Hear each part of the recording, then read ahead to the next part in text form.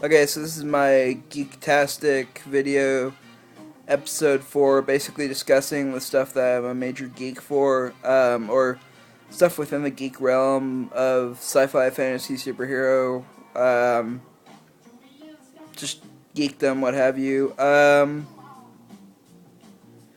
Starting this episode out with Casino Royale. I consider this geeky, despite it just being like a action adventure type thing, because it has James Bond in it and kind of a it's a franchise, and I consider this geeky, but whatever. And I love this film because it really brings back Bond to like the badass that he was in the past, like old school Pierce Bronson and old school Sean Connery, like from Russia with Love / Goldeneye style. And what's interesting about this film is that the director of Goldeneye also directed this. Goldeneye, of course, relaunched the Bond franchise back in the 90s after a 6-year absence, I believe it was, to really strong and different Bond with Pierce Bronson, and that lasted about 2 movies. I know I'm being cynical, but I only really dug 2 Bronson movies, Goldeneye, and I'm kind of a sucker for Die Another Day. I know that most people hate it, and I can't really blame you if you do. Just kind of, I love that it's just like kind of a B-movie tribute to the entire Bond franchise up to that point, and just every incarnation of Bond, and I don't know, I just really enjoyed it kind of in a B-level sense.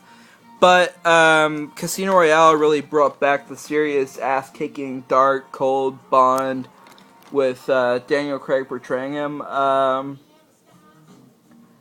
don't know, I mean, I love...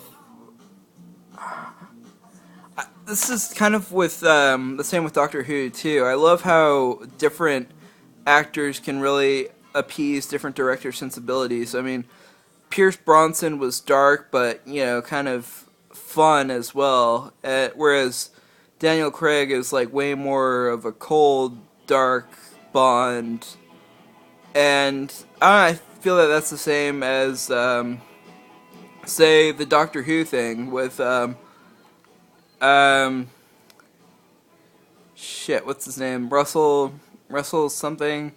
Ah, God, I should totally know this as a Whovian. The guy who brought back the Doctor Who in the 2004. I think that David Tennant and Russell really gelled. I mean, not to say that I didn't like Christopher Eccleston, because I love Christopher Eccleston. I just feel that um, Tenet was way more of a muse for the director himself, and it seems like the same goes for Moffat and Matt Smith as well, especially like the Doctor, how Matt Smith portrays the Doctor, and kind of that darker sensibility that Stephen Moffat kind of seems to want the series to go. And I don't know, I really dig that. I mean, obviously, the Russell guy. God, I feel so awkward saying the Russell guy. Ah. But he had obviously worked with Christopher Eccleston before, and Moffat had obviously worked with Tennant before, but I just feel that they really gel kind of with their own actor who really helmed their series and really understood them as the director. Would I love to see Eccleston reprise his role as the Doctor in a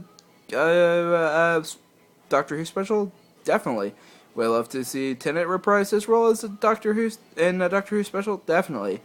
But again, as the series itself goes, I think that Matt Smith perfectly handles the level of darkness that the series is currently going for. Whereas nothing against Tennant, because he's an excellent actor, but he seemed to have more embodied the kind of lightheartedness of the Doctor. I mean, he still went to some kind of dark places, but not as dark as Smith, I'd say. Anyways, getting off track.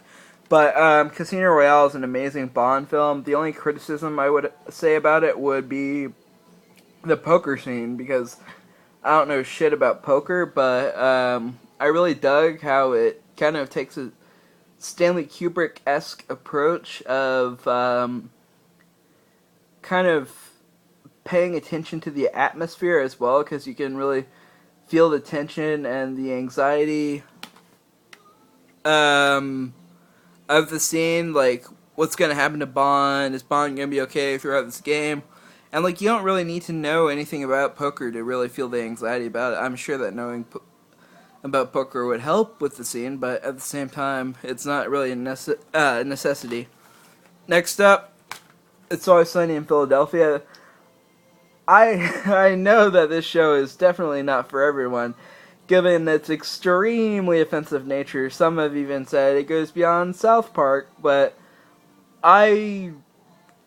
it's a guilty pleasure, what can I say? I think that Danny DeVito really makes the show his own. Charlie Day is an exceptional writer, and all of the cast who write are exceptional writers. I don't know if this has gotten any awards, but I mean, I can understand why, because they wouldn't want, because South Park's really only, I think, has only really gotten one major award, which was the Oscar for Blame Canada, but both are extremely well written, extremely well acted, and I would love to see them getting more awards, especially now that Danny DeVito's made Fox like a gazillion dollars for the Lorax, or however many he took in for that role. And what I love about DeVito too is that he really makes every role that he plays his own, and that there's no difference with this one. He really embodies Frank Reynolds kind of, because all the characters are scumbags, and he really inhabits and has fun with kind of that scumbagness of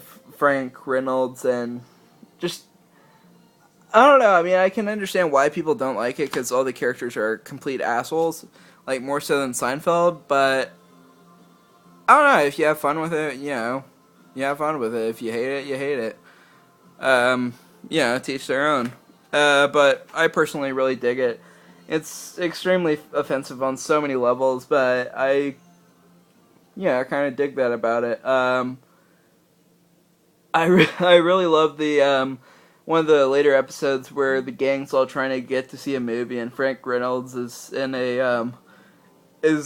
has kind of like hijacked a tourist boat, and he's like talking about all of their misadventures, and you just realize like how big assholes that the entire It's Always Sunny in Philadelphia gang are, and it's just, I don't know, I mean, it's offensive on every level, like I said, but I just love it.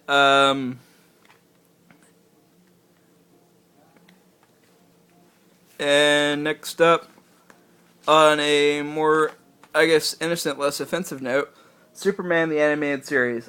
I really dig this series because I was initially like a huge fan of, and still am a huge fan of Batman the Animated Series. But I saw that this was like on sale for like $6, and I was like, oh, kick out! Oh, Superman made by Bruce Timm and the guys behind Batman the Animated Series. This looks interesting, and suffice to say, I love it. I think that Clancy Brown does an amazing job voicing Lex Luthor. Tim Daly does a great job voicing Superman and Clark Kent. And I just think that's like a lot of fun. I mean, Batman was obviously way darker, but I think that and both shows are fun in their own way, but I think that this show is kind of lighter and fun, but it doesn't get really that cheesy. I mean, I don't know. I mean, it kind of really is, I think, the best incarnation of Superman yet. I mean, but besides the Donner stuff, let me bite my tongue there. Besides the Donner stuff, it's the best incarnation of Superman, I feel. I just feel that all the characters are perfectly represented. Their reinvention of Brainiac was brilliant, as was, of course, their reinvention of Freeze in the Batman the Animated Series. This Superman is great. He's, yeah, there's like more action, and he isn't just like solely saving people. He's actually fighting villains as well, rather than, yeah, just fighting them intellectually, which isn't bad. It's just, I don't know, it's great to see Superman kick some ass. Um, Next up, Shaun of the Dead. What can I really say?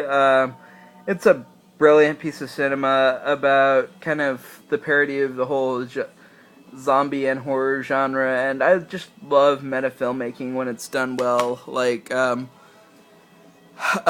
Scream, Scream 4, Scream 2 for that matter, Shaun of the Dead, Hot Fuzz, Paul, and the movie of the hour, Cabin in the Woods, which I just adored as like a horror geek, but I don't know, I just, again, if a meta film is done right, it just brings a smile to my face. What can I say?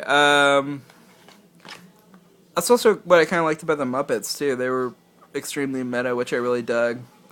Maniacal laugh, maniacal laugh. I just love that. Next up, I'm kind of running out of time, but next up, High Fidelity, starring John Cusack, Jack Black.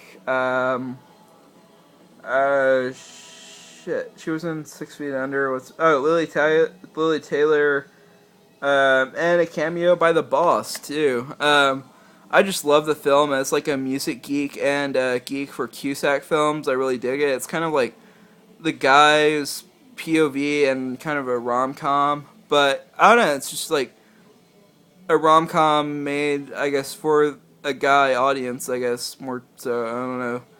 That sounds kind of off, but I don't know, I just really dug it. It's Cusack's awesome in it.